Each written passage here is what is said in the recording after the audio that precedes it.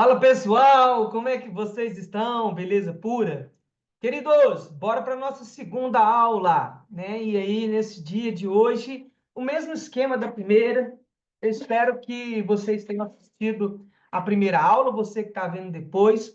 Espero que você tenha gostado. Eu estou fazendo um esquema seguinte: cada aula nós estamos fazendo aí uma quantidade de exercícios de geral, físico-química e orgânica, né? Não necessariamente nessa ordem.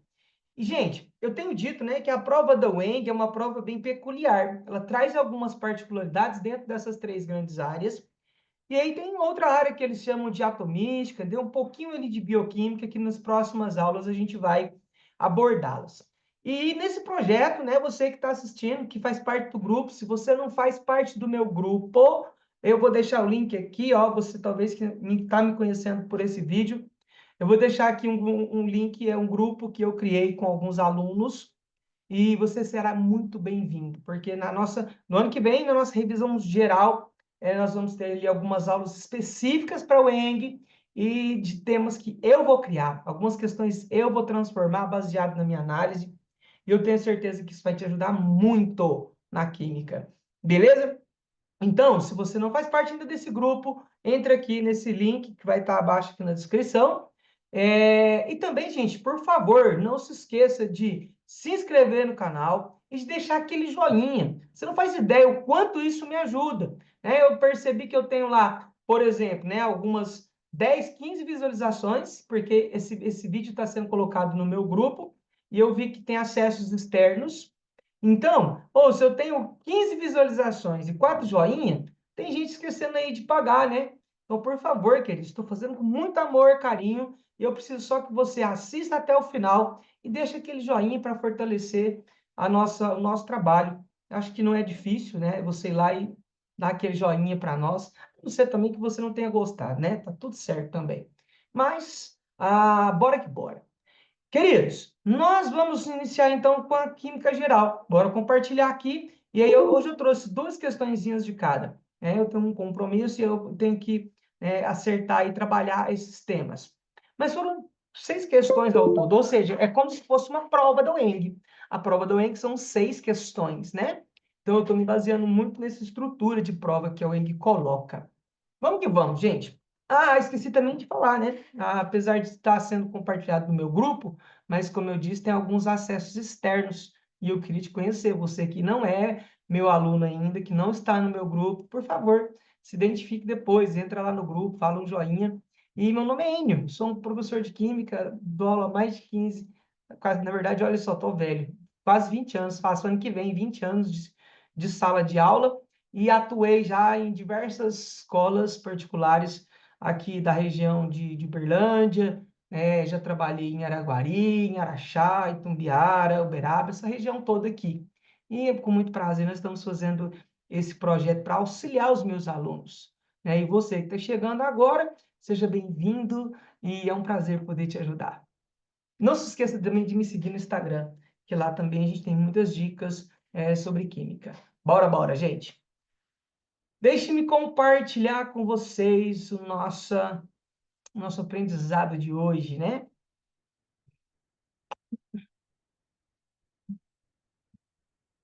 Eu tenho um abençoado, um pincher, gente, que de vez em quando ele resolve aparecer na aula também, então ele gosta de aparecer, é o pinguim. Então, ó, na questão número 1, a atomística, eles pegaram um esqueminha que é assim, é um pouco de exceção. Para ser bem sincero, poucas questões eu vejo abordando essa forma de ver a representação, né, do número de massa, número atômico, número de nêutrons. Mas, enfim, então bora lá. O selênio, um não metal do grupo dos calcogênios, possui extrema importância biológica, pois é um dos micronutrientes indispensáveis para todas as formas de vida. É formado por átomos que possuem a representação, aqui está ela, a gente vai pensar daqui a pouco, e é correto afirmar que o selênio apresenta. Gente, vamos só recapitular aqui uma coisa. Os elementos são representados por seu símbolo, né? Então, ó, vou chamar aqui esse símbolo de X. Aqui nós temos uma grandeza importantíssima chamada de número atômico, certo? Número atômico é uma grandeza que indica a quantidade de prótons, ou seja, partículas positivas que estão no núcleo. Beleza? Nós temos aqui em cima o que nós chamamos de número de massa, né? Então, aqui em cima nós temos o número de massa, representado pela letra A. É uma grandeza que indica o número de partículas do núcleo. Por que do núcleo? Porque ela indica o número de prótons e de nêutrons, ou seja, é as duas partículas que coabitam o núcleo. Lembrando que o número de massa, né, A é igual a Z mais N, né? Ou seja, é a somatória do número de prótons mais o número de nêutrons. Se eu quero descobrir a quantidade de nêutrons, eu vou utilizar essa grandeza. Basta eu pegar a quantidade de cima menos a quantidade de baixo, que eu considero. Lembrando também, queridos, que nós podemos ter essa grandeza representada dos dois lados. Agora, o que você não pode confundir é que nessa representação, número atômico sempre vem embaixo, número de massa sempre vem em cima. Na tabela periódica, pode ser que algumas tabelas o número atômico apareça embaixo, em outras o número atômico apareça em cima. Então, você tem que tomar muito cuidado com isso, porque essa representação ela é padronizada. A tabela periódica não é, beleza? Então, lembre-se que na tabela periódica, o número atômico é aquele que é sequencial. 1, 2, 3, 4, 5, 6, 7, 8, 9, 10, 11, 12, 13, 14, nananana, certo? É sequencial. O número de massa, né, na tabela periódica, ele nem aparece. Lá aparece massa atômica, né? A massa atômica, ela vai ser 1, 0,1,0008, né? E aí depois você tem lá 4, 7, 9, e aí vai pulando. Lembre-se, então, que número atômico é o menor valor que está registrado, independente se em cima ou embaixo. Massa atômica é o que está colocado saltando. Queridos, muitos alunos me perguntam, e alguns não sabem dessa informação. Número atômico é uma coisa, número de massa é outra. Agora, gente, muito cuidado. Número de massa e massa atômica são grandezas totalmente diferentes. Por mais que em alguns casos, para alguns elementos, o valor numérico seja igual, mas a grandeza é diferente. Eni, não entendi. Você me explica isso? Né? Você me explica isso? Explico agora, gente. Olha só, quando eu falo número de massa, eu estou dizendo a quantidade de prótons e de nêutrons. Então, portanto, eu estou dizendo a quantidade de partículas nucleares, que foi justamente o que esse exercício está cobrando. Agora, quando eu falo massa atômica, você tem que lembrar que isso é uma média ponderada de todos os isótopos daquele elemento que existem na natureza. Massa atômica é a massa de um átomo dada em unidade igual a U, que ela é conceitualmente, né, 1/12 da massa do carbono 12. Então, são conceitos, queridos, que às vezes passam batidos, mas que eles são importantes. E quando eu me refiro a molar, eu estou dizendo, então, que é a massa equivalente a uma quantidade que tenham tantas partículas quanto 6 vezes 10 elevado a 23, ou seja, o equivalente a 1 mol, certinho? Então, ó, a distinção, né, do que é número de massa, massa atômica, massa molar. E quando eu falo de massa molecular, é quando eu vejo, então, a somatória das massas atômicas de todos os elementos que estão envolvidos na formação de uma molécula, beleza? Massa fórmula é quando eu tenho a massa de um composto iônico. E é errado conceitualmente, por mais que, infelizmente, eu vejo algumas universidades colocando a massa molecular para um composto iônico. E aí está errado, né? Conceitualmente está errado. Deveria ser chamado de massa fórmula. Beleza? Então, bora aí para esses conceitos todos. Vamos analisar essa questão com um pouquinho mais de rigor. Gente, olha só. Quando eu olho para essa representação, então, nós temos que, né, eu gosto muito, gente, de fazer questões e você ir lá e colocar assim, ó, põe assim, ó, N, ou seja, prótons, elétrons e nêutrons. Eu trabalho isso com os meus alunos, dá muito certo. Então, por quê? A partir da representação, você precisa reconhecer a quantidade de partículas dadas aqui, né? Então, ó, nós sabemos pela fórmula que o número de prótons é dado pelo número atômico, então ele tem, né, no caso aqui, ó, do selênio, ele tem 34 prótons, beleza? Aí, quando eu quero saber, então, a quantidade de elétrons, esse é um átomo e, portanto, ele é neutro. O número de partículas positivas é igual ao número de partículas negativas. Então, nesse caso, ele também possui 34 elétrons. E quantos nêutrons nós temos? Então, ó, lembrando, né, que A é igual a Z mais N, então quer dizer que N vai ser igual a menos Z. Então, gente, eu gosto do macetinho, que é você fazer o seguinte, pega o de cima menos o de baixo. Quando estão todos no mesmo lado, você pode até fazer aquele tracinho assim, ó, já fazer a conta, né? Então, ó, 9 menos 4 dá 5. 7 menos 3 dá 4. Então, ele tem 45 nêutrons. Beleza? Então, 45 nêutrons. Bora, então, analisar as coisas que estão aqui. Gente, olha só. Ele está dizendo aqui, ó. É correto afirmar que o selênio, Enio, olha só, meu nome é lindo, né, gente? Aparece na tabela periódica por toda parte. A química me escolheu, gente. Tá no ventre da minha mãe. Não foi eu que escolhi ela. Foi ela quem me escolheu. Então, ó, gente, o selênio apresenta 45 partículas nucleares? Não, não, não. Ele apresenta 45 partículas, no caso, de nêutrons. Mas ainda temos os prótons. Ele tem ao todo, né? Ele tem ao todo 79 partículas nucleares. Então, isso daqui está falso, beleza? Ele apresenta 113 partículas nucleares. Olha só, ele está querendo fazer uma confusão, né? Somarmos aqui, ó, 79 mais 34 daria 113. Mas ele contém. Se na questão tivesse assim, ó, o átomo de selênio possui ou apresenta 113 partículas, beleza? Estaria certo. Agora, partículas nucleares, não. Nucleares ele tem 79. Beleza? Então, ele está falso. Aí nós vamos aqui, ó. Ele apresenta 6 elétrons na camada de valência. Lembrando, queridos, que camada de valência é a última camada do átomo, a mais externa. E nós sabemos que na tabela periódica, né, por mais que talvez esse vestibular não tivesse tabela, mas ele tem, nós precisamos lembrar que o grupo dos calcogênios é exatamente o grupo chamado aí de grupo 16, ou antigamente chamado de família 6A. E esse grupo, ele apresenta como particularidade, ou seja, como uma característica comum de todos os elementos que o compõem, a questão de ter 6 elétrons na última camada. Portanto, esse item C, ele é totalmente verdadeiro, né? C de coração, ó, C de coração. A de amor, B de baixinho, C de coração, né? Ai, que show da Xuxa é esse? Mas bora lá, gente.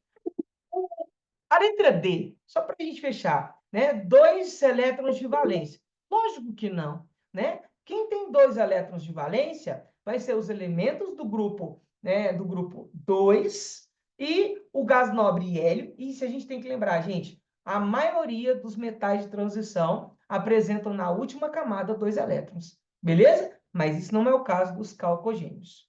Então, ó, espero que você tenha gostado dessa resolução. Lembrando, gente, é você que talvez está chegando agora, que está me conhecendo. A proposta desses encontros e dessas aulas não é resolver o exercício, tá? É ampliar o que o exercício está trazendo, porque caso venha algo parecido, né, você consiga fazer, tá bom? Não estou preocupado aqui em simplesmente em fazer. Por mais que eu sei, então a galera que gosta, vai direto ao ponto. Não é meu foco, beleza? Eu vou gravar outros vídeos depois, indo direto ao foco, mas esse não é o caso. Esse é o caso que eu quero explicar alguns contextos e tá tudo bem, tá? Se isso te servir, tá tudo jóia. Se não servir também, me desculpe, mas estamos juntos. Eu tô levando em consideração o que alguns alunos me pediram e eu acho que isso vai te ajudar muito. Outra questãozinha de geral, meus amores. Outra questãozinha de geral. Pensa só. Deixa eu molhar o bico aqui que a garganta secou. Então, olha só. Nós temos aqui mais uma questãozinha de geral. Acabou minha água. Que é a seguinte. Em relação às propriedades de ácidos e bases e as possíveis reações entre eles, assinale a alternativa correta. Gente, ó, é uma questãozinha de geral, uma questãozinha legal, tá? Com conceitos bem cobrados, e não é uma pessoa que está ali mais ou menos nas funções inorgânicas, não faria essa questão, não, tá? Mas eu sei que vocês são top, e então vocês vão tirar de letras, e aquele que ainda tiver alguma dúvida, tô aqui para te fazer e te tornar forte. Bora lá, gente. O hidróxido de alumínio, AlOH3, é uma base fraca, porém muito solúvel em água. Queridos, isso está falso. Vamos relembrar aqui uma coisa. Gente, o que torna uma base forte ou fraca é justamente o quanto ela sofre de dissociação iônica. Quanto maior for a sua dissociação iônica, mais forte será essa base. Ou, no caso da amônia, a sua ionização. Agora, gente, vamos lembrar de um detalhe. O que garante a dissociação iônica é a solubilidade. E se um composto ele é muito solúvel, ele vai então dissociar muito. Se ele é um composto pouco solúvel, ele vai então dissociar pouco. Portanto, vai ser fraco. Queridos, o hidróxido de alumínio é uma base pouco solúvel, tá? Então, isso daqui, ó, está totalmente errado. E, queridos, o fato dela ser pouco solúvel é importantíssimo para nós. Por quê? Ela é usada justamente como aquele agente que causa a coagulação, a floculação, a aglutinação das partículas de sujeira no tratamento de água, lembra? Então, lembre-se disso. Ela é pouco solúvel e, por ser pouco solúvel, ela é utilizada como um agente coagulante, floculante na estação de tratamento de água. Então, se ela é pouco solúvel, ela é fraca, beleza? Então, é errado em dizer que ela é muito solúvel. Queridos, a reação entre o ácido fosfórico e o hidróxido de cálcio forma o sal fosfato de cálcio, beleza? Certinho. De fórmula CaPO4,3. Aí não, né? Aí não, né? Aí forçou a barra. Bora fazer essa reação, gente? Inclusive, numa questão de físico-química, que eu quero trazer para vocês na nossa aula de revisão, que vai acontecer no dia 9 de janeiro, um dia antes da prova. Eu te convido a não perder essa aula. Eu vou trabalhar com você um caso que ele é muito fantástico e que envolve esse sal, tá? Então, ó, vamos fazer aqui um negócio rapidinho para você entender.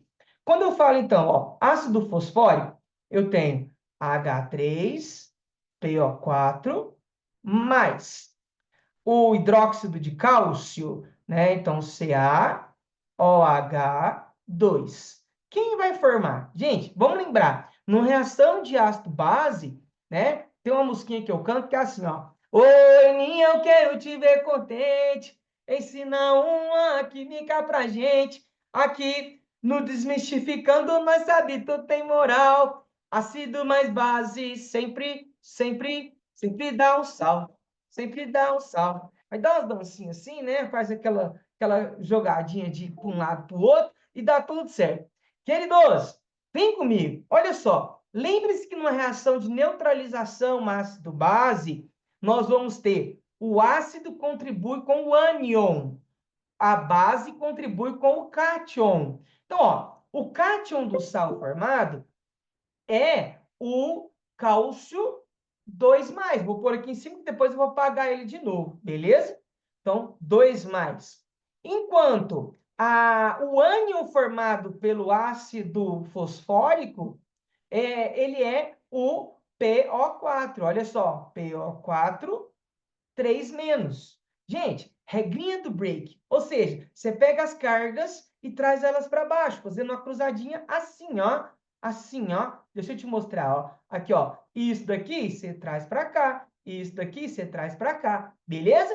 Então, ó, até vou fazer aqui do ladinho, para depois eu pôr ele bonitinho aqui junto na hora de fazer a fórmula do nosso sal, tá? Só dar uma chegadinha para cá, só para a gente ver a brincadeira. Olha aqui, ó. Então, se é para fazer isso que eu acabei de mencionar, ó, o 3 vai ficar aqui, o 2 vai ficar aqui. E aí você tem que lembrar que sempre que eu tiver um íon composto, ou seja, formado por mais de um elemento, ele vai ter que ser colocado entre parênteses. Então, aqui, ó, eu boto um parêntese aqui no fosfato. Então, a fórmula do fosfato de cálcio, na verdade, seria Ca3, parêntese nele, PO4, 2, certo? Então, essa é a fórmula do sal fosfato de cálcio. E aí, lembrando que toda reação de ácido básico, como eu disse na canção, ela vai formar um sal mais água. E aí você precisa balancear esse trocinho, né? Você vai ver, olha só, se eu tenho 2 fosfatos aqui, eu tenho 2 aqui. Se eu tenho 3 cálcios aqui, eu tenho que ter 3 cálcios aqui. E aí, na hora de colocar a quantidade de água, nós vamos ver, ó, 3 vezes 2 aqui, 6. 3 vezes 2 aqui, 6. Então, ou seja, dá 12 hidrogênios, né? Para que eu tenha 12 hidrogênios do outro lado, aqui tem que ter 6. Então, a reação agora está totalmente balanceada. E, gente, uma questão poderia vir desse jeito, te pedindo a soma de todos os coeficientes inteiros. Tem uma outra questão deles que pede isso, tá? Depois a gente vai fazer ela hoje ainda. E aí, gente, deixa eu te dar uma dica. Sempre que não tem nada, vem aqui e coloca o 1. Por quê? Em questões como essas que pede a somatória, eu já vi muitos dos meus alunos errando a somatória porque não escreveu o 1. Soma tudo, faz o balanceamento certinho e aí ele esquece de somar porque ele não colocou o 1 lá. Então, coloque o 1 para que você pudesse, então, né, vir aqui somar. 2 mais 3, 5, 6, 12 seria a somatória. Beleza? Bora então para outra, gente. Olha só. Quando nós estamos falando da hidróxido férrico, possui a fórmula molecular FeOH. Gente, olha só. Quando nós temos FeOH, nós precisamos lembrar que aqui estamos nos referindo ao hidróxido de ferro, né? E nesse caso, olha só, aqui, ó, lembra da regrinha do Break? Se nós fizermos ela ao inverso, né? A carga do íon ferro que está presente nesse composto é o ferro 2+. E aí, nós temos uma regra. Quando nós temos o NOx, que nesse caso é igual a carga, né? Nós temos maior NOx e menor NOx, né? Então, a gente tem aqui maior NOx e menor NOx. No caso do ferro, ele poderia ter o NOx, o Fe2+, que é o menor, e o Fe3+, que é o maior. Sempre que tivermos o NOx maior, ele vai ter a terminação ICO. Sempre que temos o NOx menor, ele vai ter terminação oso. E aí você já viu que está errado, né? Porque aqui ele viu, ó, ele tem o NOx menor, mas ele apresentou o nome como se fosse o NOx maior. Então, portanto, isso está errado. Porque aqui seria hidróxido ferroso, seria o nome correto. Então, por isso, a C de coração também está falso. Lembrou que bem essa ideia? Isso serve, gente, para os sais, para os óxidos e para os hidróxidos, né? Então, no caso, eu posso ter, se é o Fe3+, hidróxido férrico. Se é o Fe, né, igual aqui, FeOH3, né? Se é, no caso, FeOH2, então eu tenho o hidróxido ferroso. Beleza? Então, bora que bora. Já que não é nem A, nem I, nem B, nem C, então tem que ser AD. Mas vamos entender por quê? A reação entre o hidróxido de potássio com hidróxido de sódio e ácido sulfúrico forma o sulfato duplo de potássio e sódio. Beleza, tá certinho, né? Porque, ó, gente, aqui nós estamos falando de um sal duplo, né? Que é um sal que ele contém 2 cátions. Lembrando que o sulfato, né? O sulfato é um íon que apresenta carga 2-. Então, para que ele seja neutralizado essas cargas, eu preciso de duas cargas positivas. E então, nesse caso, eu tenho aqui o potássio e o sódio, né? Então, 2 mais um, 2 mais, e, portanto, esse é o nome mesmo. Né? E aí, lembrando, gente, que a fórmula é dada sempre com o sal e a ordem alfabética desses dois cátions, né? Lembrando, KLMN, então, né, o K vem antes do N, tá certo? E se fosse, N, um sal duplo com 2 ânions, existe? Existe. Nós temos, por exemplo, o cloreto iodeto de magnésio. Né? Então, ó, por exemplo, estou colocando aqui um exemplo de um sal duplo de íons, né, de 2 ânions. Então, eu poderia ter aqui o magnésio, que a carga dele é 2+, e aí eu tenho ali junto o cloreto e iodeto, certo? Cloreto e iodeto de magnésio. Beleza? Bora que bora. Gente, então, ó, na geral, duas questõezinhas aí. Medianas, mas que essa segunda ela traz toda uma abordagem das funções inorgânicas, né? Vimos aí, olha só, recapitulando, falamos um pouquinho dos hidróxidos, né? Ou seja, das bases, falamos um pouquinho do conhecimento dos ácidos, né? E na neutralização com base, formando sais, então a gente pegou aí um pouquinho, nomenclatura das bases, e aqui uma ideia de um sal de caráter duplo, beleza? Lembrando, queridos, que quando eu falo de base, né, tem sido muito cobrado em alguns cantos pelo Brasil, que aqui nós não temos, né, o íon que nós chamamos aqui, ó, né, íon OH-. Lembre-se que o nome desse íon é hidróxido, certo? Hidróxido, e não hidroxila. A gente às vezes chama isso de forma muito assim, usualmente chama, né, de hidroxila. A hidroxila é aquele grupo, ou aquele radical lá da orgânica. Aqui ele é uma carga, então é íon hidróxido, tá? E tem alguns lugares no Brasil que eles estão pegando esse negócio. Eu vi uma questão esses dias e que o erro da questão estava justamente nessa analogia, né, de comparar a hidroxila com o hidróxido. Beleza? Então fiquem atentos, porque é uma prova chata e que eles podem pegar nesse ponto. Gente, bora para orgânica. Orgânica é para mim uma paixão, hein, gente? Não sei você, mas eu gosto da orgânica. Eu dou aula de orgânica há muito tempo, eu gosto demais da orgânica. E essa questão, gente, eu costumo dizer, ó, eu analisei os últimos 10 anos de prova da UENG. Nós tivemos, nos últimos 10 anos, nós tivemos 11 questões de orgânica. Eu até coloquei, né, você que não está no meu grupo, eu coloquei lá no grupo um pouco desse raio-x. Você que não está, entre no grupo e me chama, pede que eu mando novamente esse raio-x. Está lá no Instagram também, você pode olhar. Gente, nesses últimos 10 anos, nós tivemos aí 11 questões de orgânica, né? Isso representa, se eu não me engano, 16%, né, de orgânica dentre as questões todas.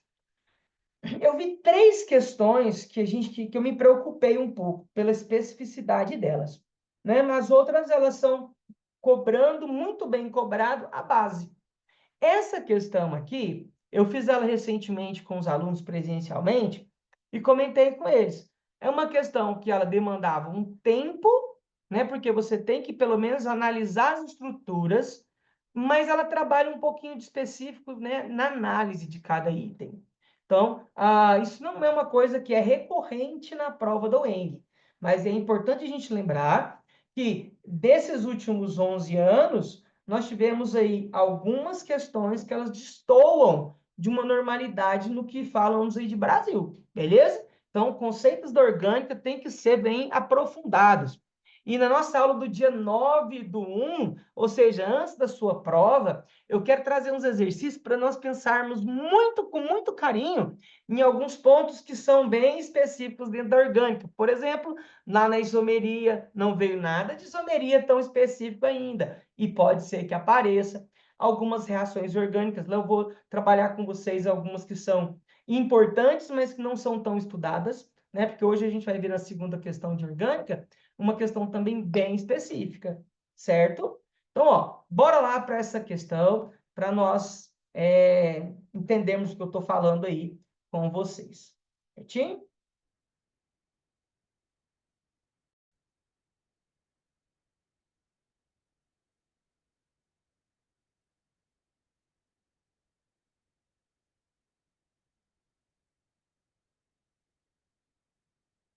Bora lá então, gente. Tem um probleminha aqui, mas já voltamos, normal já.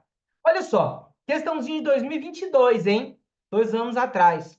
Então, ó, a respeito da reação de monocloração do metilbutano sob condições adequadas de temperatura, assinale a alternativa correta. Gente, olha só, essa questão, eu gosto muito de falar sobre exatamente sobre essa reação, e eu fiquei muito assim satisfeito em vê-la, por quê? Na minha aula teórica de reações orgânicas, quando eu vou trabalhar a substituição radicalar, né, ou seja, esse tipo de substituição que ocorre com hidrocarbonetos, eu sempre uso esse exemplo, né? Porque eu vou te mostrar agora algumas particularidades que tem ele, tá? Então, para nós discutirmos todos esses temas aí, eu preciso fazer todas as fórmulas estruturais. Tá? Como eu disse, eu não estou preocupado em simplesmente analisar. Eu quero que você compreenda o porquê, que seja claro para você de cada um dos itens. Então, ó, o primeiro desafio é o aluno entender quem é o metilbutano, tá? Então, você precisa lembrar que nesse caso metilbutano é esse carinha aqui, ó, né? C, CH3, CH2, CH3.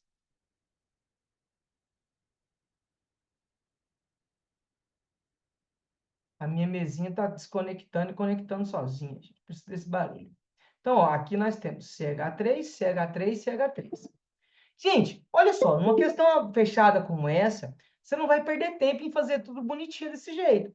Qual que é a sugestão que eu te dou? Né? Se nós estamos falando de uma monocloração, você tem que lembrar que isso é um caso da reação disso com o gás cloro, certo? Isso vai formar diferentes isômeros. Por quê? Porque nós temos aqui, queridos, a possibilidade de, de sofrer substituição em diferentes pontos da molécula. Né? Eu gosto muito de chamar e de analisar com o meu aluno o seguinte: quando eu olho para cá, ó, eu vou pegar aqui de vermelho, ó, eu tenho 3 hidrogênios e eu tenho 3 hidrogênios aqui. Esses 6 hidrogênios, eles são chamados de equivalente. Por quê? Porque se eu substituir qualquer um deles, eu vou ter o mesmo composto, independente se eles estão em carbonos diferentes. Então, para isso, eu gosto muito de colocar o seguinte: os dois vão ser. Daqui a pouco eu te mostro ali direitinho qual é. Aí aqui, ó, nós temos uma outra possibilidade. Se eu tiver aqui, ó, esse outro 3 aqui, eles são, todos também, os 3 são hidrogênios ligados a carbonos primários, certo? Então, isso vai ser importante para a minha análise, ó. Este aqui é primário, e esses dois que eu acabei de mencionar aqui, também são os 2 carbonos, são primários, beleza? Então, ó, de vermelho são os primários, de verde também são primários. Quando a gente vai analisar esse outro aqui, né, nós temos aqui de roxinho, ó, nós temos um carbono secundário. E tenho aqui um carbono que é terciário, né? Eu vou pôr ele de cinza. Aqui, ó, esse hidrogênio está ligado a um carbono que é terciário. Então, eu vou chamar ele também de hidrogênio terciário. Gente, quando nós estudamos, né, as reações orgânicas, lembra que nós falamos assim, ó, carbono primário, carbono secundário, carbono terciário. Carbono terciário é mais passível de sofrer substituição, depois do carbono secundário e depois do carbono primário. Quando nós analisamos, né, alguns exercícios cobram isso, dizendo assim, qual é o produto principal? O produto principal seria, então, aquele, né, que estaria a substituição de um carbono terciário. Agora, essa questão ela não cobra isso, não basta essas decorebas. O aluno tem que entender que, na verdade, essa reação ela vai gerar mais de um isômero, né? Isômeros diferentes. Então, ele precisa compreender que, mesmo sendo isômeros diferentes, não basta eu simplesmente reconhecer os carbonos primários e os secundários e terciários. Mas, nesse caso específico, nós temos uma diferença até mesmo nos carbonos primários. Por isso eu disse aqui, ó. Então, ó, nós vamos, gente, ter a formação, né, de 4 isômeros. Então, já estou adiantando para você, para a gente também não demorar tanto. Como é que eu gosto de fazer? Eu vou lá e ponho aqui, ó. Eu ponho os esqueletos, né? Ó, o esqueleto seria esse, ó. Esqueleto do que eu quero. Os 4 possibilidades. Aí, como é que eu vou identificar de cara que são 4? Deixa eu te dar uma dica. Nós temos aqui o seguinte, olha só. E, por fim, o último, já coloco e já te falo. Então, ó, como que eu sei? Se eu analisar, ó, se qualquer um desses 6 hidrogênios forem trocados por um cloro, porque é a monocloração, então é um hidrogênio ser substituído por um cloro, beleza? Se eu tivesse aqui, gente, ó, eu vou pôr aqui também em vermelho para você ver que não há diferença. Se um dos hidrogênios, o cloro, vier ligado aqui, ó, nós vamos ter o composto que vai ser o 2-metil, né? Porque o metil está no carbono 2, um cloro-butano, beleza? Agora, olha só, se eu colocasse o cloro ligado a esse carbono aqui, ó, cloro, você concorda que aqui seria meu carbono 1, aqui seria o 2, o 3 e o 4? Então, aqui eu teria também, ó, 2-metil, um cloro-butano, ou seja, é o mesmo composto. Então, eu posso usar os dois casos, né? Eu vou pôr do lado de lá, porque eu acho que está mais bonito, porque eu quero. Então, ó, se a gente fosse colocar tudo bonitinho, mas isso seria só para uma questão aberta. Numa questão fechada, gente, eu só te sugiro fazer o seguinte. Vem aqui e coloca, ó, um cloro, né? Cloro está aqui, e aí os outros você completa com os hidrogênios, tá? Numa questão fechada, como eu estou dizendo, se você nem quiser colocar, fique à vontade, tá tudo certo. Mas aqui eu quero colocar porque eu vou discutir outras coisas com você, então rapidamente eu coloco. Ó, duas ligações, CH2, CH, CH3, CH2, CH3, beleza? Aí aqui, ó, se for substituído outro carbonário, que é o lá da ponta, aí, por que ele vai formar uma coisa diferente? Já te mostro. Olha só, se esse daqui, ó, for substituído, nós vamos ter, né? Aqui eu vou ter CH2, CH2, CH, CH3, CH3. Gente, olha só. Pela nomenclatura, esse não vai ser o meu carbono 1. Então, ó, esse vai ser o carbono 2, o 3 e o 4. Então, na nomenclatura, eu vou ter que esse caso vai ser o 3-metil com clorobutano, que é diferente do de cima, entende? Então, por isso que eu tenho esse caso. Gente, ele é muito específico, tá? Você precisaria de fazer toda essa análise. Eu vou fazer assim, depois eu vou gravar esse vídeo, né, esse mesmo exercício de uma outra maneira, colocando todos eles para a gente explicar passo a passo. Eu vou liberar aqui no canal no YouTube, certo? Então, ó, eu tenho aqui um outro isômero, que seria a substituição do carbono, né, secundário, certo? No carbono secundário, né, melhor dizendo. Então, ó, aqui nós vamos ter, sendo ele aqui no carbono secundário, eu vou pôr ele aqui para baixo por causa do espaço. Então, cloro aqui, e aí, então, complementando todos os outros, nós vamos ter...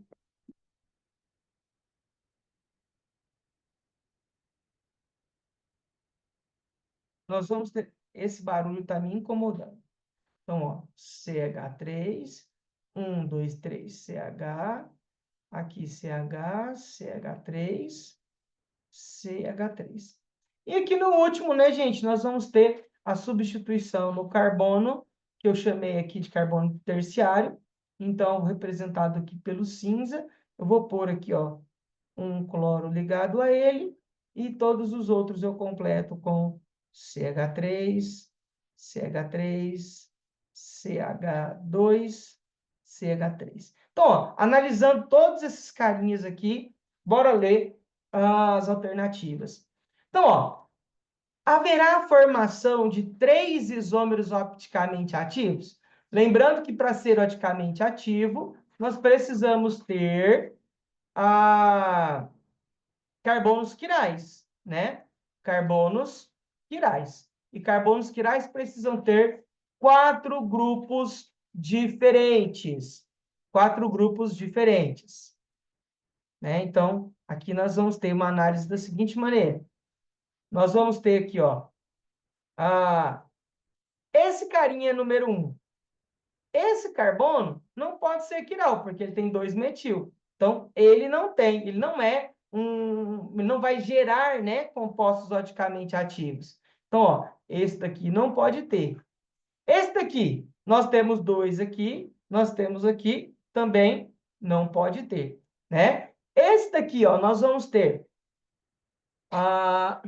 no caso aqui, gente, ó, esse carbono, ele é quiral, né? Esse aqui, como eu estava falando, ó, esse é quiral, porque esse vai ter, ó, um metil, esse etil e esse grupão aqui. Só que ele tem apenas um, né? Eu estava até esquecendo dele, gente, ó, passei batida. Então, aqui nós temos um carbono que é quiral.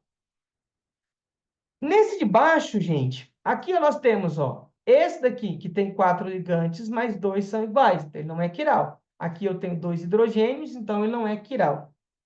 Aqui no de baixo, eu tenho, ó, esse daqui é quiral, né? Porque ele tem um hidrogênio, um metil e esse grupo isopropil aqui, né? Então, ele seria. Esse último aqui, ele tem, ó, um carbono que está aqui ligado ao cloro, mas ele tem 2 grupos metis, portanto, ele não é quiral. Então, se eu tenho 2 carbonos, né, 2 compostos apresentando carbonos quirais, eu tenho apenas 2 isômeros oticamente ativos, né? E não 3 que vão aparecer isômeros entre eles, né? Então, não são 3, são apenas 2. E lembrando ainda, né, gente, se nós analisarmos, né, esses isômeros deles, né, cada um desses aí ele vai apresentar, né, de acordo com a quantidade de carbonos quirais, outros isômeros, né, que são os destrógenos e os levógenos de cada um deles, né? Então isso está falso. Aí, aqui nós temos o seguinte: são formadas quantidades equimolares, de isômeros óticos, 3-metil, 2-clorobutano, né? E o destrógeno, 3-destrógeno e 3-metil, 2-clorobutano levógeno. Gente, esse cara está falando de quem? Né? Ele está falando justamente aqui, ó, desse 2, né? Que é esse carinha que a gente acabou de mencionar aqui, ó. Então, ó, esse cara é o que eu estou mencionando. Ele tem aqui um carbono quiral, no carbono 2, e é justamente ele vai ser, então, tendo um carbono quiral apenas, eu tenho o isômero levógeno e o isômero destrógeno, em que ele vai ser formado numa mesma quantidade, ou numa quantidade que a gente chama de equimolar, né? Ou seja, é uma mistura racêmica, né? Ele é formado numa mistura racêmica. Eu vou ter a mesma quantidade de um que de outro, certo? Então, aqui nós temos a nossa resposta é o item B, mas aí nós temos que olhar para os outros. No item C, nós vamos ter... então aqui é falso, né? Aqui é verdadeiro. No item C, consiste em uma reação de adição? Gente, não é uma reação de adição, é uma reação de substituição, certo? É uma reação de substituição, tá? Então, a monocloração, desse caso, é uma reação de substituição.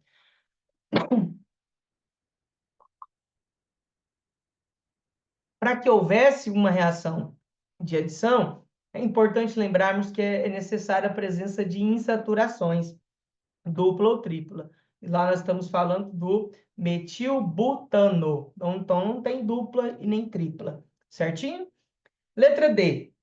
O composto 2-metil-1-clorobutano possui 2 carbonos assimétricos. Ó, vamos procurar quem é ele. Ó, 1 cloro, 2 metil, né? Butano. Então, ó, esse carinha aqui que ele está mencionando. Gente, ele tem apenas um carbono simétrico. Por quê? Esse que está ligado ao cloro, ele tem 2 hidrogênios. Então, ele não pode ser assimétrico, beleza? Então, ele tem apenas um carbono assimétrico e não dois. E por isso, a letra D também está falsa. E a letra verdadeira, né? O item verdadeiro é justamente o item B, de bola, o B de baixinho, né? Segundo a nossa querida Xuxa.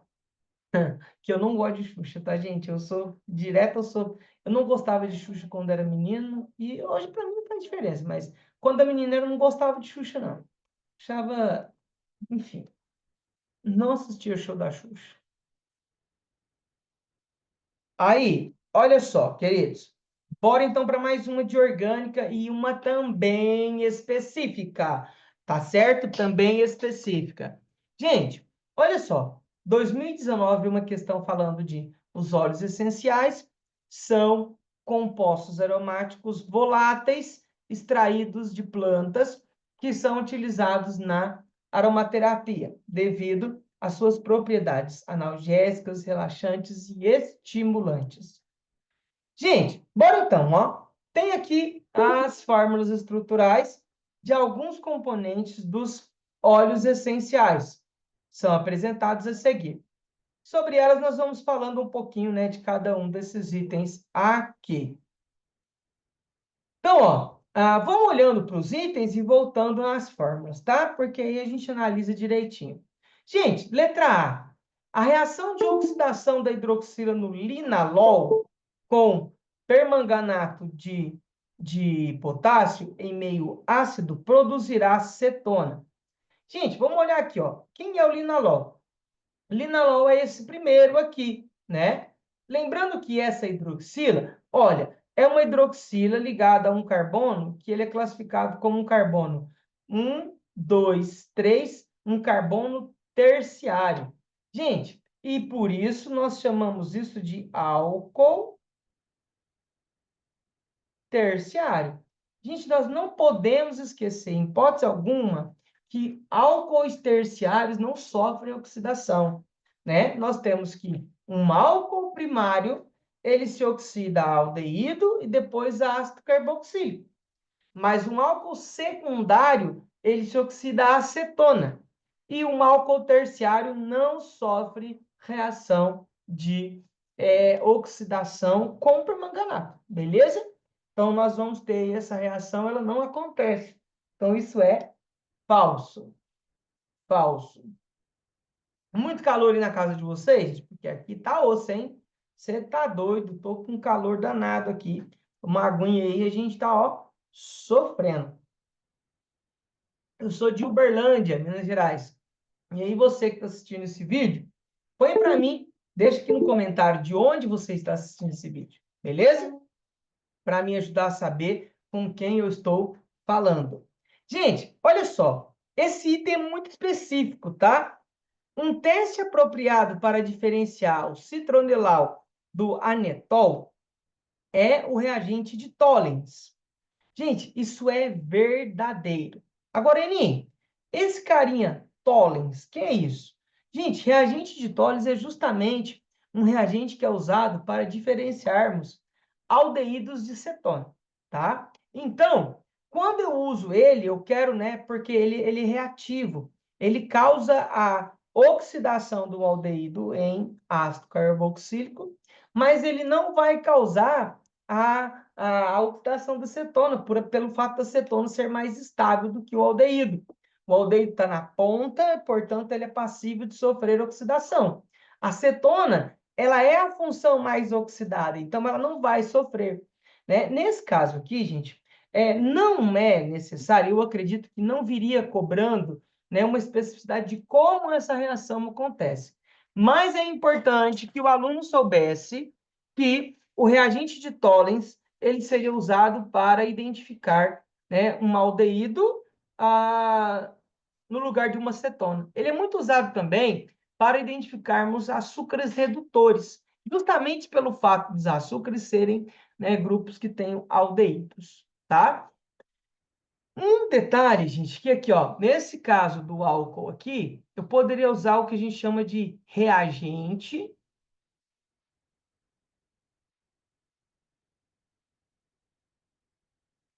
de Lucas. Ele é um reagente usado para identificarmos álcoois terciários, tá? Um álcool terciário usando o reagente de Lucas, ele vai, ele reage, né, o álcool terciário, mas o álcool secundário, ele reagiria também, porém ele demora muito, a reação é muito lenta para acontecer, enquanto um álcool primário, ela não sofre reação. Então, ó, seria o contrário do que acontece com o permanganato, entende? No permanganato, nós temos a reação do álcool primário acontece relativamente rápido, e ele vai a aldeído e depois a ácido carboxílico. Um álcool secundário, ele sofre uma reação formando cetona e um álcool terciário não reage. Agora, usando o reagente de Lucas, é o contrário. Nós teríamos a reação do álcool terciário, um álcool secundário acontece de forma lenta, e um álcool primário não reagiria com ele, certo? Então, seria uma especificidade, caso, né, numa prova futura, isso daí te ajudaria muito, tá? Então, nesse caso aqui, é verdadeiro e B de baixinho é a nossa resposta. Mas vamos dar uma analisada nos outros. O teste apropriado para diferenciar o eugenol do anetol é o teste de solução de bromo. Gente, solução de bromo, ela é uma solução que me ajuda a reconhecer se há insaturação, certo? Ela é usada para sabermos se tem insaturação, seja duplas ou triplas. Por quê? Porque o bromo ele vai causar uma reação de adição com essas insaturações. E aí, gente, aqui é uma coisa legal, legal da gente pensar.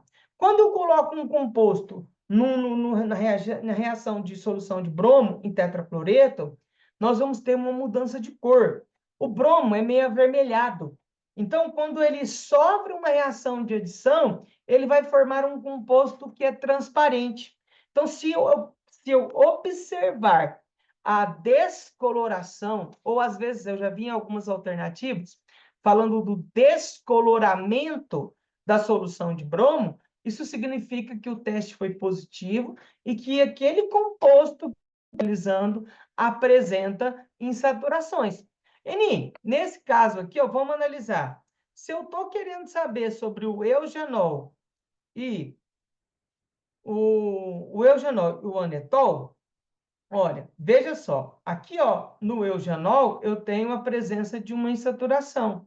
Aqui no anetol eu tenho também a presença de uma insaturação. Então, por isso, apareceu uma estrelinha do nada aqui, gente. Então, ó, por isso eu não vou usar ele para diferenciar os dois, tá certo? Tá? Aí, gente, aqui é o detalhe, né? Tem muitos que pensam o seguinte: ah, na solução de bromo, sofreria uma adição aqui no anel aromático? Anel aromático não, gente. Anel aromático, ele não sofreria reação de adição nas condições, né, desse exercício aqui. Para que um anel aromático sofresse reações de adição, lembra, gente, esse é um outro ponto, né, queridos, que a gente precisa analisar. Para que um anel aromático sofresse reação de adição, seria necessário condições extremas. Altas temperaturas, luz, catalisador e estar quente. Então, você tem que colocar condições extremas para que o anel aromático sofresse reação de adição. Beleza? Então, não se esqueça, precisa da presença de um bom catalisador. Além de tudo, eu preciso de usar luz para aumentar essa catalisação, esse poder catalisador, e ainda altas temperaturas e para que então sofresse essa adição. Tudo isso, gente, porque o anel aromático ele é muito estável devido à presença do fenômeno da ressonância. Então, para que houvesse essa reação, né, eu teria que ter a luz para ativar a ressonância um nível muito máximo, um aumento da temperatura para aumentar os choques efetivos, um catalisador para quebrar ou para causar ali a diminuição na energia de ativação para que, então, essa reação ocorresse. Beleza? Então, o reagente de bromo, ele vai simplesmente sofrer aqui nas duas insaturações. E caso os dois, né? No caso dos dois tem insaturações, então a gente não tem como diferenciá-los. Beleza? Aí aqui tem um outro item, gente, bastante específico, tá? A reação de oxidação da hidroxila do eugenol com permanganato de potássio em meio ácido produzirá cetona. Gente, isso não é verdade. Quando nós estamos falando de álcool, álcool formaria, né, na verdade, álcool sofreria oxidação e formaria cetona. Mas aqui nós não estamos falando de um álcool, nós estamos falando de um fenol. Aqui, ó, nós temos um fenol. Ah, Guenin, quer dizer então que o fenol ele não sofre oxidação? Sofre, gente. Ele sofre oxidação, mas ele vai formar uma espécie chamada de quinonas, tá? Então, ó, só para te ajudar. Se nós tivéssemos aqui uma reação de um fenol, ele vai formar quinonas. Isso não é tão estudado assim, né? Mas caso aparecesse, né, uma questão, seria, então, um fenol, que no caso, então, seria, aqui eu estou analisando um fenol, ele ia formar, após uma oxidação, ele ia formar uma quinona. O que seria essa quinona? Quinona é quando eu tenho aqui, ó, então, eu teria a formação de uma cetona, que poderia ser esta, ou, né, e aqui a dupla continuaria aqui ainda, e nos outras duplas estariam formando este caso. E uma outra quinona que ele poderia formar, estou colocando aqui bem mais ou menos, gente, que seria essa aqui, ó.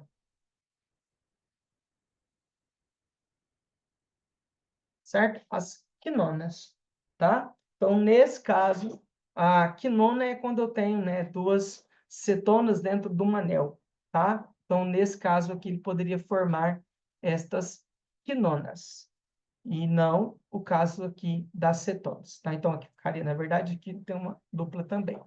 Beleza? Então, o fenol até sofre oxidação, produzindo quinonas. Mas isso não é o caso de estar acontecendo aqui. Por que isso não está acontecendo aqui? Né? Quando nós temos a oxidação de um fenol acontecendo aí em meio ácido, e poderia ser até em meio básico, gente, observe uma coisa. Esse fenol, ele está aqui, ó, substituído. A gente chama isso de trissubstituído, né? Porque, ó, nós temos aqui um grupo éter que está ligado na posição, justamente a posição morto com ele, e aqui nós temos na posição para uma outra parte, né? Uma estrutura ligada aqui. E aí, gente, como eu mencionei aqui, é uma quinona, que seria o resultado da produção de uma oxidação de um fenol, ela vai justamente formar ou na posição morto ou na posição para. Então, é justamente o caso ali do que acontece no eugenol, ele não sofreria essa formação, tá? E mesmo que se ele afirmasse cetona, é diferente de uma quinona. Então, talvez, se numa reação aparecesse assim, uma reação qualquer envolvendo fenol, e aí lá aparecesse assim, a oxidação do fenol formou uma quinona. Beleza, isso é verdadeiro. Agora, esse fenol específico, que é o eugenol, ele não poderia sofrer essa reação de oxidação pelo fato de tanto a posição orto dele estar ligada lá, formando um éter, e também no lado, na parte de baixo, na posição para, certo? Então, aqui, ó, ele tem tanto um substituinte na posição orto, quanto um substituinte na posição para. E isso não daria a ele a possibilidade de sofrer uma oxidação. Beleza? Pela formação da quinona. Espero que você tenha gostado. Esta questão, eu acho que ela é uma questão mais específica, né, em relação às outras 11 que apareceram falando de química orgânica. Mas isso me tranquiliza também. Por quê? É uma em 11. Então, isso não mostra, isso não é, gente, uma característica geral de pensar que a prova toda, as questões todas de orgânica que poderiam cair na questão da UENG seria uma questão difícil, tá? Não é verdade. Então, a maioria das questões de orgânica, elas são bem cobradas, mas não são tão difíceis. Essas duas que nós vimos nessa aula, elas fogem um pouquinho do padrão, né, que é cobrado nas provas da UENG. Beleza? Só um minutinho, tomar uma aguinha aqui para a gente dar continuidade.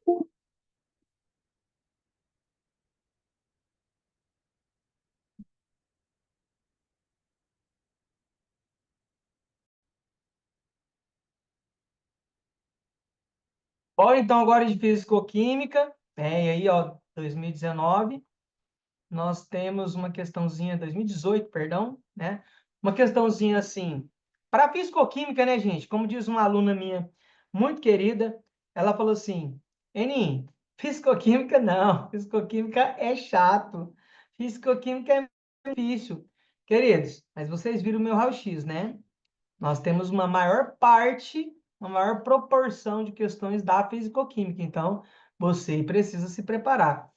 E físico-química tem aquela, queridos, você tem questões que envolvem muito a questão conceitual, mas que é aplicado ali uma matemática bem chata, questões que têm um conceito bem simples, tranquilo, né? Bem tranquilo de ser trabalhado, mas uma matemática muito chata, que a prova da UENG tem essa característica, e muitas vezes você tem uma interpretação chata e um cálculo também chato. Então, tipo, físico-química vai ser a pedra no sapato da galera, né? E aquela, se prepare para uma questão bem feita.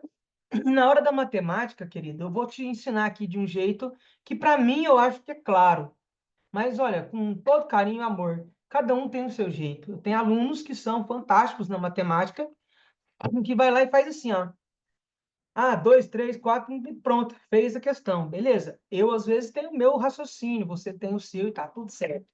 Agora, eu vou te indicar algum caminho e eu espero que ele seja útil para você. Bora lá, então, nessa questãozinha aqui.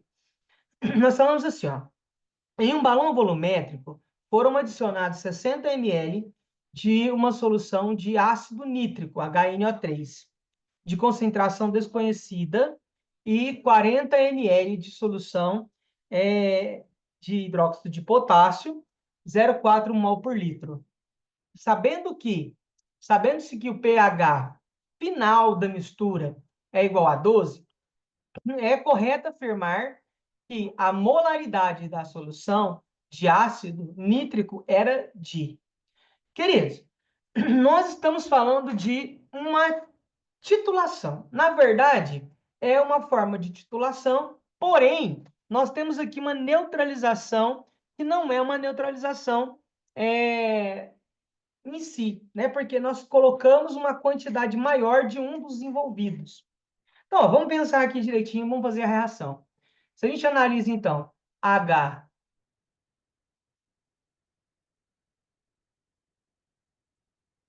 um minutinho, tem um BOzinho aqui na canetinha. Então, ó, HNO3 mais KOH vai produzir KNO3 mais água. Certo? Então, essa é a reação que está acontecendo. Um H de cá, um de lá, esse Hzinho ficou meio feio aqui, mas dá para você entender, mas eu vou consertá-lo. Ó, HNO3. Gente, então, ó, nós sabemos que essa reação, ela é na proporção de 1 para 1, beleza? De 1 para 1. Quer dizer, então, que o número em mol, 1 mol de base, é o bastante para neutralizar 1 mol de ácido. Lembrando que os dois casos aqui, nós temos ácido e base que são fortes. Nós precisamos saber, então, que se eu tenho uma quantidade em mol de base que foi consumida, vai ser exatamente igual à quantidade em mol de ácido que nós tínhamos, beleza? E aí depois, então, para nós calcularmos a molaridade, lembrando que o termo molaridade, que nem tem sido tão usado mais, ele quer dizer concentração mol por litro, né? É a mesma coisa de concentração mol por litro. Beleza? Agora, gente, olha só. Se ele menciona para nós que ao final dessa mistura, ó, ao final dessa mistura, né, ao final da mistura, o pH é igual a 12. Ou seja, 12 é um pH básico.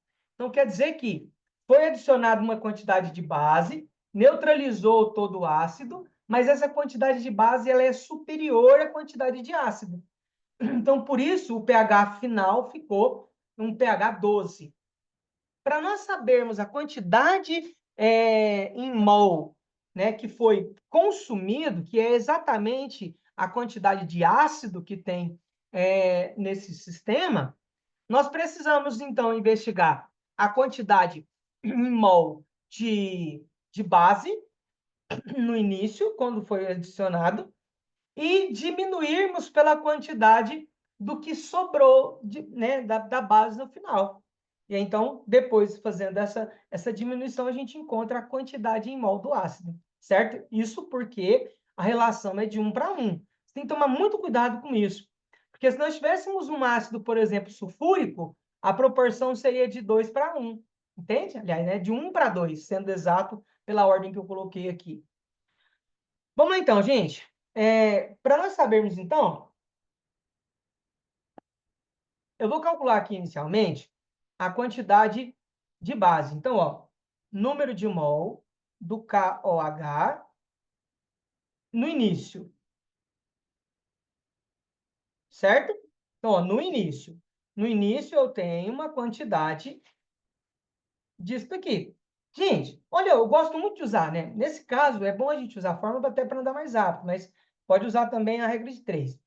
Então, ó, se eu sei que concentração mol por litro é igual a número de mol dividido por volume, se eu quero encontrar o número de mol, basta então eu passar multiplicando os dois aqui, né? Então, vai ficar que o número de mol é igual a concentração mol por litro vezes o volume. Então, ó, usando essa relação, vamos pegar aqui no início, né? O início é justamente essa concentração aqui, ó. Então, eu vou ter, ó, o número de mols vai ser 0,4 vezes o volume aqui, gente, ó, é 40 ml. Então, vai ser 0,04, certo? 0,04 é a quantidade, então, do volume. O número de mol, nós vamos ter 16 vezes 10 elevado a menos 3. Queridos, eu coloquei aqui nas minhas continhas o 16 porque depois eu gosto muito de trabalhar com números maiores. Não gosto muito de ficar trabalhando com números com vírgula. Mas é uma particularidade minha. Faça conforme você tenha segurança aí. E no final de tudo, eu faço a conversão, né, para que nós tenhamos aí a notação científica do jeito certo. Então, ó, essa quantidade aqui, ela é a quantidade no início, beleza? Então, agora eu preciso encontrar qual é a quantidade dela no final, né? Aí, de onde eu tirei esse 16, né, gente? Até eu escondi um outro passo que eu tinha feito aqui, que eu coloquei, né? 4 elevado a 10 a menos 1, 4 elevado a 10 a menos 2, né? Então, depois, por isso que ficou 16, 10 a menos 3. Mas aqui eu já fiz tudo junto. No final, queridos, no final, nós vamos ter, então, aqui a quantidade de OH, vou chamar aqui de final, e aqui eu vou chamar de inicial. Então, ó, aqui no final, nós vamos ter o seguinte, já que ele me disse que o pH é igual a 12, nós podemos lembrar, gente, que concentração, né, de pH aqui, nós temos que achar a concentração da hidroxila. E aí, queridos, tomem cuidado com esse ponto, né? Quando nós falamos de pH, eu estou usando como um parâmetro a quantidade de H+ do meio. Mas aqui eu preciso saber a quantidade de hidroxila que foi colocada. Então, para isso, eu tenho que me lembrar daquela fórmula aqui. pH mais POH é igual a 14. Levando isso em consideração, eu vou, então, lá encontrar aqui o POH é igual a 2, concorda? Porque, né, se pH mais pOH é igual a 14, aqui eu tenho 12, passa para o outro lado, pH vai ser 2, POH. E pOH é, na verdade, a concentração de hidroxila é igual a 10 elevado a menos pOH. Essa fórmula, gente, guarda no coração, né? Tanto no caso do pH quanto no pOH, né? Ela vai ser sempre importante. Então, ó, vamos recapitular aqui umas fórmulas que você precisa para essa prova, que isso vai ser importante, né? Primeiro, lembrar que pH é menos log. Então, minha mesinha está dando um problema aqui, gente. Coisa. Então, ó, pH é igual a menos logaritmo da concentração de H+. Se eu estou falando do POH, é menos logaritmo da concentração do OH-. Agora, se eu quero calcular essa concentração, basta eu fazer a função contrária, né? Então, aqui ó, eu posso associar isso a concentração de H+, vai ser igual a 10 elevado a menos pH. E aqui, do mesmo jeito, concentração de hidroxila vai ser igual a 10 a menos POH. E lembrando que pH mais POH é igual a 14. Então, ó, essas fórmulas você precisa tê-las em mente, né, para você fazer aí os principais exercícios que envolvam cálculo de pH. Beleza? Voltando então lá na questão, queridos, vamos lá. Então, ó, se essa fórmula é verdadeira, então eu já vou substituir aqui, ó, só para a gente andar e ganhar tempo aqui no espaço, né? Que a concentração de OH- vai ser, então, 10 elevado a menos 2, porque é o valor do POH. 10 elevado a menos 2. Agora, gente, um detalhe. Concentração, né, nós temos que é o número de mol pelo volume. Aqui eu preciso encontrar o número de mol, né, que é o que eu quero aqui, ó, esse N final. Eu vou até pôr em vermelho de novo, para a gente lembrar que é ele que eu estou calculando, ó. O N KOH final vai ser igual. Aqui nós não temos a concentração, não é o número de mol vezes o volume, né? Então, ó, a concentração é 10 elevado a menos 2. O volume, né, ele colocou para nós lá que era de, voltando aqui, ó, o volume era de 40 ml. Gente, aqui está um detalhe que tenho certeza que muita gente ia se perder. E eu quero depois até fazer esse exercício de novo para ver se não tem uma alternativa. Porque esse volume que eu vou associar é o volume final. Então, eu tenho que lembrar que foi colocado, primeiro, 60 ml do ácido, depois 40 ml da base. A solução final vai apresentar um volume de 100 ml. E se eu não lembrar desse detalhe, eu erro o exercício. Entende? Mas, ó, já estou te dando essa dica, você vai ficar atento, né? Então, aqui, ó, o volume é de 100 ml, né? Então, portanto, aqui nós vamos ter vezes 10 elevado a menos 1, né? Ou, na verdade, 0,1, né? Dá 10 elevado a menos 1, mesma coisa. Então, ó, o número de mols aqui, final, vai ser, então, igual a 1 vezes 10 elevado a menos 3. Bom, coloquei tudinho para ficar na mesma base aqui do outro. Vamos, então, calcular agora o número de mols da base que foi consumida, porque isso vai ser igual ao número de mol do ácido, né? Então, ó, eu posso muito bem dizer que o número de mol do KOH aqui vai ser igual ao número de mol do ácido, e ele é justamente igual a isso que eu chamei aqui de NK inicial, né? Então, ó, gente, tá dando um mal contato na minha mesinha aqui. E aí, tá hora que ela tá desligando. Então, ó, aqui nós vamos ter NKOH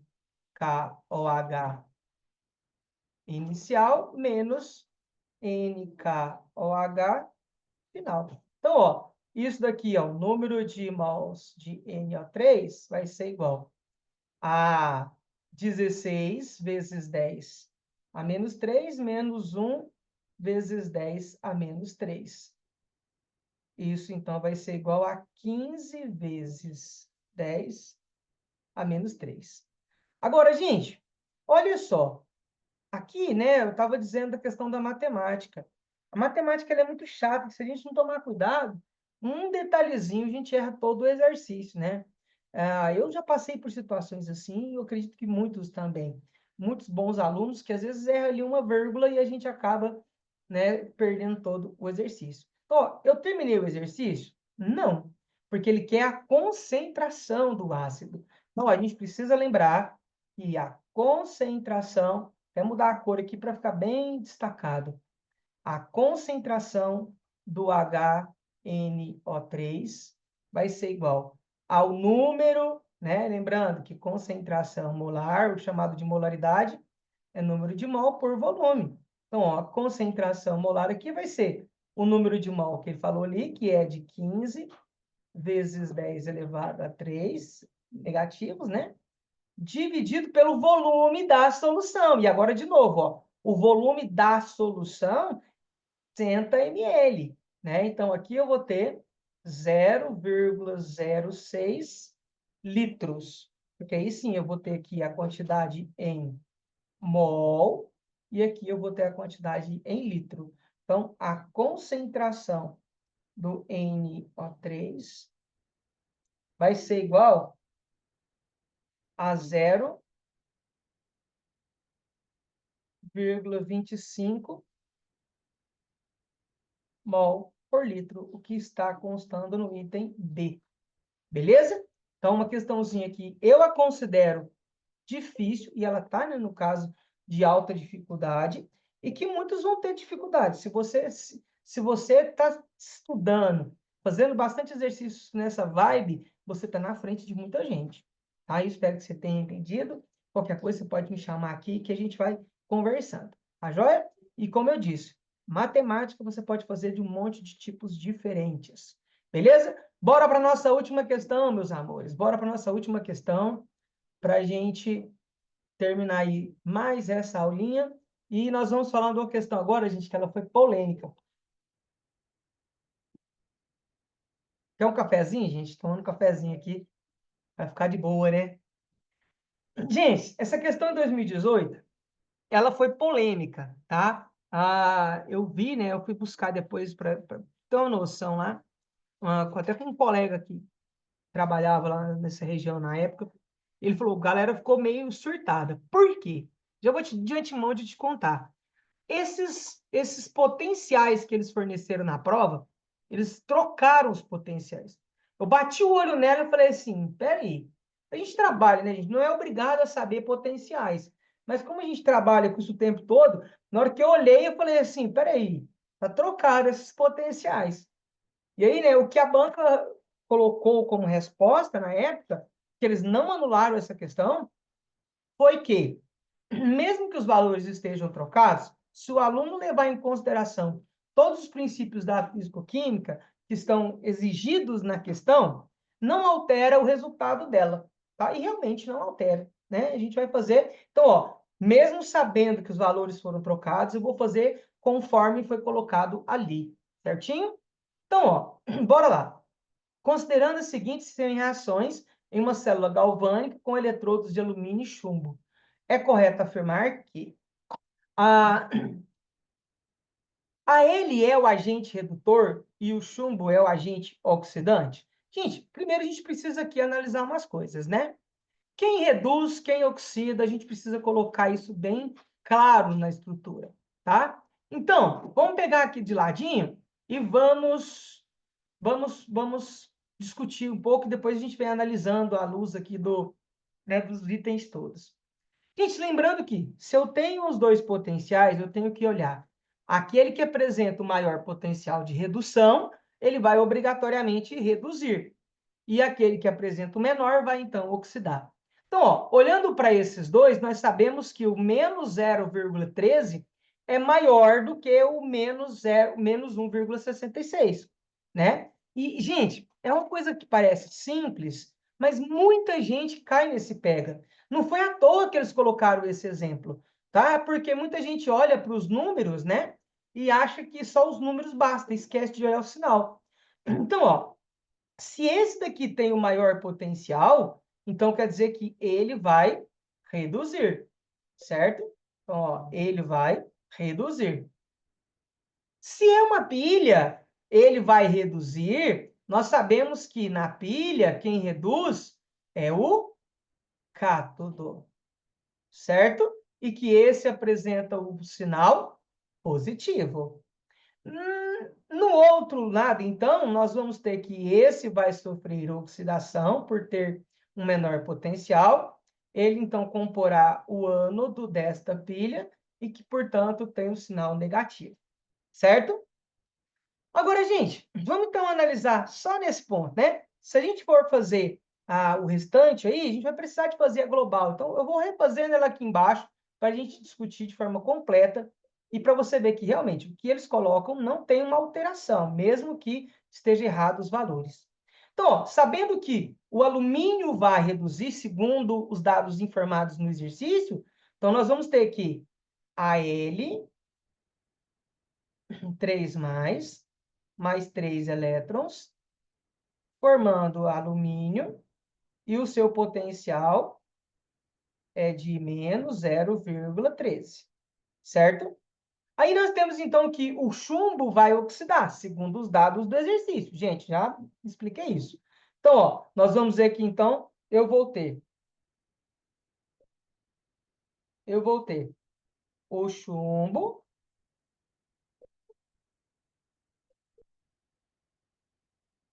então eu vou ter o chumbo sólido, sofrendo oxidação, formando chumbo 2+, mais 2 elétrons. O potencial dele, se nós invertemos uma semi-reação, nós invertemos também o seu sinal. Então, vai ficar mais 1,66, certo? Então, ó, fazendo por aqui, queridos, ó, vamos achar a equação global, também a DDP. A DDP dessa pilha, encontrando pela análise das semi-reações após as transformações, nós vamos ter aqui, ó, 6 menos 3, 3, 6 menos 1, 5, 1,53 positivo. Ó, só o fato, nós já vimos, o sinal aqui da DDP ela é positivo. Então, se DDP é positivo, já me mostra que isso é uma pilha, né? Agora, aqui, gente, para fazermos a equação global do sistema, nós precisamos entender que o número de elétrons doados é o número de elétrons recebidos. Então, nós precisamos fazer aqui aquela adequação, né? E quando acontece essa diferença, aquela sugestão que a gente sempre dá é, pegue um valor e multiplique pelo outro, né? Então, eu posso aqui, ó, multiplicar toda essa por 2, multiplicar toda essa por 3. Fazendo isso, nós vamos ter, ó, a de cima toda por 2 vai ficar 2, e aí aqui, né, 2 vezes 3 vai dar 6, o 2 vai aparecer aqui, e embaixo, multiplicando toda ela por 3, fica 3, 3, e aqui vai dar 6 também. 3 vezes 2, 6. Então, nós temos 6. E aí, ó, número de elétrons doados é o mesmo número de elétrons recebidos. E aí, então, nós temos que a global vai ser 2 Al 3 mais 3 Pb, formando 2 Al mais 3 Pb 2+. E a DDP está aqui. Lembrando, gente, que isso estou seguindo as orientações que foram fornecidas pelo exercício, que não é a realidade. A realidade que seria o alumínio estaria oxidando e o chumbo estaria reduzindo. Beleza? Então, ó, diante desses dados, vamos analisar. O Al3+ é o agente redutor e o Pb0 é o agente oxidante? Gente, pelos dados, Na verdade, o Al3+ está sofrendo redução, enquanto o outro está sofrendo oxidação. Ele está aqui brincando com o conceito de agente oxidante e quem sofre oxidação. Você precisa lembrar que o agente redutor sofre oxidação, perdão, e que o agente oxidante sofre redução. Beleza? Então, isso é falso. Falso igual nota de 3. Falso, então, igual nota de 3. A Pb2+ é a espécie que reduz? Não. Pb2+ é a espécie que oxida, né? Então, ele oxida. Portanto, falso também. A DDP da célula galvânica é igual a menos 1,79? Não, nem está tentando fazer o seguinte, ó, se eu somar os dois aqui, né? Se eu somasse os dois aqui, daria exatamente 1,79 negativo. E numa pilha nunca nós teremos DDP negativo, né? Então, isso também é falso. Eni, posso calcular, né? Nesse caso aqui, eu poderia calcular também, gente, a DDP pela fórmula, né? Lembrando que DDP pode ser calculada, né, da seguinte maneira: DDP, ou força eletromotriz, né? É igual a potencial do maior menos o potencial do menor. Agora, gente, muito cuidado. Quando você vai usar a fórmula, você precisa lembrar que a fórmula você sempre utiliza os dados fornecidos aqui, ó. Você não pode usar essa transformação, analisando todas as equações, invertendo aquelas que precisam ser invertidas, e depois pegar esses potenciais que estão aqui e jogar na fórmula. E eu já vi muita aluna errar a questão por causa disso. Então, cuidado, tá? Vem direto aqui e pega pela fórmula, você pega os valores que foram tabelados lá. Então, ó, se tudo é falso, agora vamos ver a outra, né? A soma dos coeficientes estequiométricos da reação global equivale a 10? Sim, né? Vamos, tem que ter, mas vamos conferir, né? Então, ó, 2 mais 3, nossa, mas meu memezinho hoje está horrível. Então, ó, 2 mais 3 dá 5, 2 mais 3 dá 5, 5 mais 5, 10. Então, a soma dos coeficientes inteiros é igual a 10. Então, por isso, a letra D ela é verdadeira. Beleza? E com essa questão nós terminamos. Olha só, nós vimos que tivemos aí uma aulinha, uma questão, duas questões de geral, duas questões de orgânica, duas questões de físico-química. Eu espero que essa aula tenha te ajudado. E se você curtiu, deixa aquele joinha para fortalecer aí o nosso trabalho. E na próxima aula a gente tem mais, gente. Vamos que vamos, que próxima aula aí vem mais esse mesmo esqueminha. Duas, eu vou trazer um pouquinho, acho, de bioquímica e tem uma questão massa. Não perca a outra aula, tá bom? Bora que vamos, que 2025 tá aí e você vai ser aprovado. Beijo no seu coração, gente. Não se esqueça, se você que está me conhecendo agora, se inscreva no canal, deixa aquele joinha, compartilhe, né, o meu canal com seus amigos. Coisa boa a gente compartilha, gente, tá? Deus abençoe sua vida, sua família, tudo de bom. Aquele abraço.